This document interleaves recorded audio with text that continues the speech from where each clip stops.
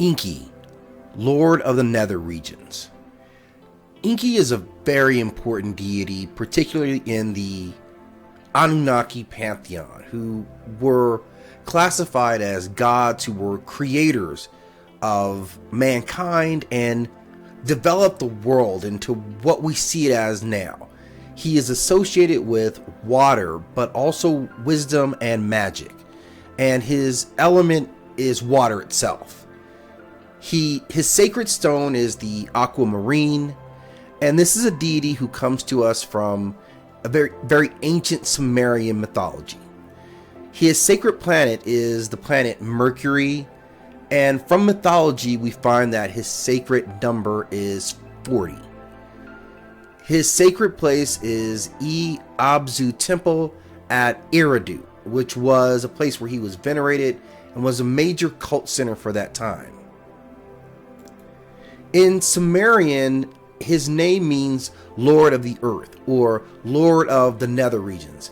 And per Sumerian mythology, he was the ruler of the Sweet Ocean, which was believed to lie under the earth and was the life-giving springs and wells.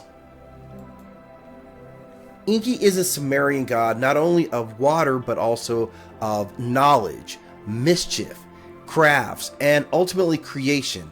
And he was one of this group of Anunnaki who had a very well-defined pantheon of leadership. And he was near the top of that group. He was known in Akkadia as Ea, in both Akkadian and Babylonian mythology. And although he originally was primarily the patron deity of Eridu, where his sacred temple stands, he later became influential throughout Mesopotamia, and then to the Canaanite, Hittites, and Hurrian cultures as well. So massive spread for this deity. He is the central figure, or close to the central figure, in the story of the Anunnaki myth of the rebellion of the Igigi workforce. They had come to Earth to harvest resources, and the Igigi did the bulk of the actual work, while the higher pantheon were at ease, as were directors. And the Igigi rebelled, and this led to Enki creating the Lulu, who were things to do the labor work. These Lulu happen to, of course, be mankind.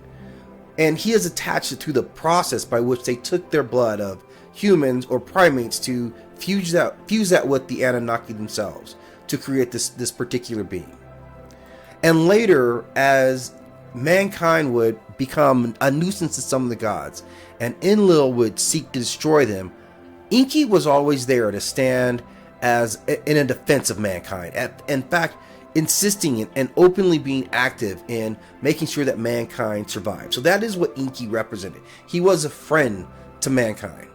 And importantly, Enki and his later incarnation of Ea were often depicted as bipedal men with the skin of fish.